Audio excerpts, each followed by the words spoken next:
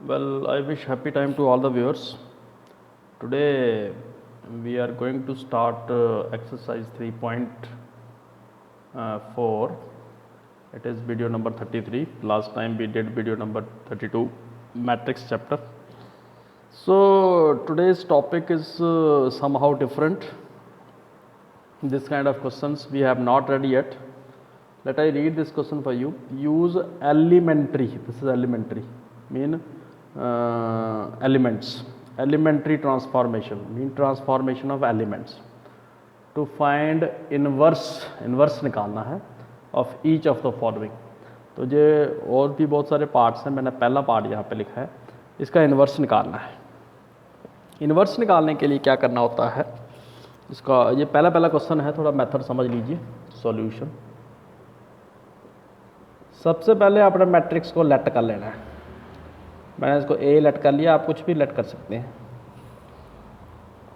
1 -1 2 3.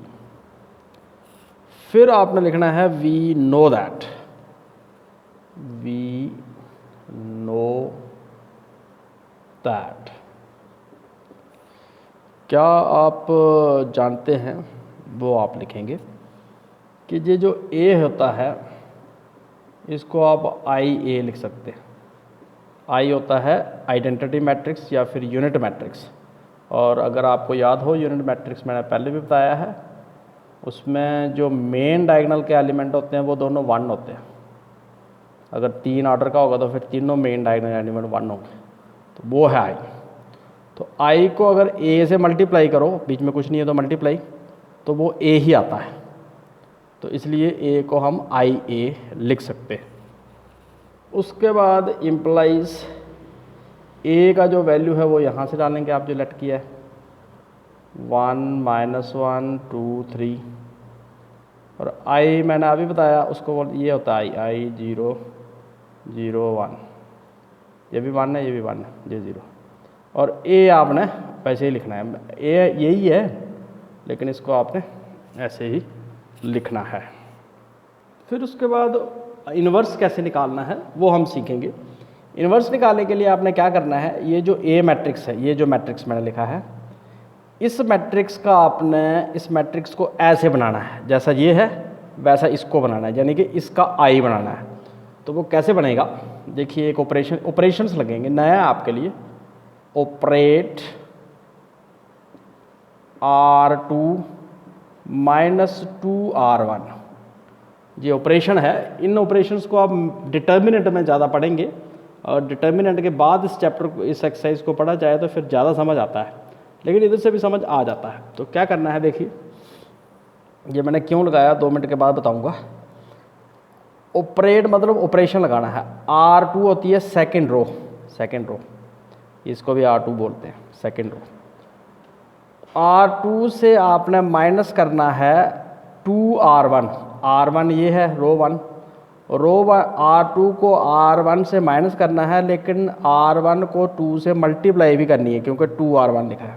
तो एक मैं करके बताता हूँ आपको, फिर पता चल जाएगा आपको. तो मैंने R2 लिखा है तो चेंज R2 में आएगी. R1 वैसे का वैसा लिखना है 1 -1. R2 में कैसे चेंज करनी है, R2 2 जो आगे R2, इधर मैं रफ में लिख के बताता हूँ. R2 लिखा है ना, R2 का पहला एलिमेंट 2 है, फिर क्या लिखा है माइनस, फिर लिखा है 2 और R1 में पहला एलिमेंट कौन है 1. तो 2 1 2 ही होता है, तो 2 - 2 0. तो पहला एलिमेंट 0 आ जाएगा. ऐसे ही फिर दोबारा वही करते हैं जैसे पहले किया, फिर दोबारा वैसे ही करेंगे. ध्यान से देखना आप कि मैंने लिखा R2 में दूसरा एलिमेंट 3 है, फिर माइनस, फिर 2 × R1, 2 × R1 में दूसरा एलिमेंट क्या है -1. तो 3 -2 = 5. तो यहाँ पे 5 आ जाएगा. तो हमने क्या किया, R2 -2 टाइम R1. मैं रफ करके बताया भी है कैसे आया 5. जो आपने चीज़ यहाँ की यहाँ पे भी वैसे ही करना है. R2 -2 time R1. तो R2 में पहला एलिमेंट कौन है 0, -2 × R1 में कौन है 1.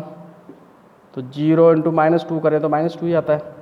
पहले के तो वैसे ही रहेंगे. फर्स्ट रो के चेंज आनी है R2 में, जो पहले नंबर पे लिखा हो वो चेंज होता है. तो ये 0 माइनस 2 इंटू 1 माइनस 2 ही आएगा। अब फिर दोबारा यही R2 में पहला एलिमेंट 1, सॉरी R2 में दूसरा एलिमेंट 1 है, ये R2 माइनस ये माइनस 2 ये 2 इंटू R1 का ये दूसरा एलिमेंट 0 है 0, तो 0 को 2 से करेंगे 0 ही आएगा, तो 1 माइनस 0 1 ही होता है, ये आ जाएगा। तो ये तो जो ऑपरेशन आपने इधर लगाया वही ऑपरेशन इधर भी लगाया, तो ये आपका पहला स्टेप हो गया। मैंने आपको बताया कि जैसा मैट्रिक्स ये है वैसा ही इसको बनाना है। तो इसको बनाने के लिए इधर 0, देखो इधर 0 आ गया, अब इधर 1 है तो इधर भी 1 आ गया। अब इधर 0 होना चाहिए और इधर 1 होना चाहिए, क्योंकि जैसा ये है वैसा ही हमने A को बनाना है। तो अब इधर 5 की जगह क्या होना चाहिए 1, क्योंकि इसमें हमने यूनिट मैट्रिक्स बनाना है। तो 1 बनाने के लिए इसको क्या करेंगे, इधर लिखता हूँ मैं, ऑपरेट 1/5 R2। सेकेंड रो में चेंज लानी है, तो फर्स्ट रो वैसे ही उतारनी है, फर्स्ट में कोई चेंज नहीं, जो इधर लिखा हो उसमें चेंज लाते हैं। 1 माइनस 1 वैसे ही है। सेकेंड रो में इसको 1/5, सेकेंड रो को 1/5 से मल्टीप्लाई करनी है, तो 0 को कितने से भी मल्टीप्लाई करो 0 ही आता है।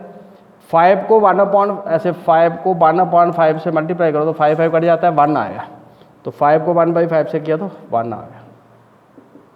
उधर भी सेकंड रो में चेंज आएगी, फर्स्ट रो सेम लिखनी है 1 0, इसको 1/5 से मल्टीप्लाई करोगे तो -2/5, इसको 1/5 से करोगे तो 1/5 इंटू A। तो मैंने कहा था जो गिवन मैट्रिक्स है उसको ऐसा बनाना है, तो ऐसा बनने के लिए 1 भी आ गया है, 1 आ गया, 0 आ गया, इधर 0 लाना है सर। तो कैसे आएगा देखो जरा, जैसे ऑपरेट, अब R1 में चेंज लानी है, पहले नंबर पे लिखा R1 प्लस R2, मतलब चेंज आपकी R1 में आएगी, जो पहले नंबर पे लिखा है वो चेंज होगा। तो R1 में चेंज, R1 में R2 प्लस करना है, 1 में 0 प्लस करो तो 1 नहीं आता है, -1 में 1 प्लस करेंगे 0 आएगा। दूसरी रो में कोई चेंज नहीं आएगी, जो पहले नंबर पे लिखा हो उसमें चेंज आती है, R1 में चेंज आ गई तो ये वैसे ही उतारना है। सेकेंड रो सेम, इधर भी चेंज R1 में आनी है, R1 प्लस R2 यानी कि 1 माइनस 1/5, इसको रफ में कर लेते हैं 1 माइनस 2/5, एलसीएम लेंगे 5 1 जा 5, 5 में से 2 माइनस किए 3/5, लेकिन इधर 5 है तो 3/5 प्लस का आएगा। ऐसे इसमें भी R1 प्लस R2, तो 0 प्लस 1/5 करें 1/5 ही आता है। दूसरी रो सेम रखनी है, उसमें कोई चेंज नहीं, 1/5 इंटू A। तो ध्यान से देखिए, अब ये जो A मैट्रिक्स था वो वैसा ही बन चुका है जो यूनिट मैट्रिक्स है।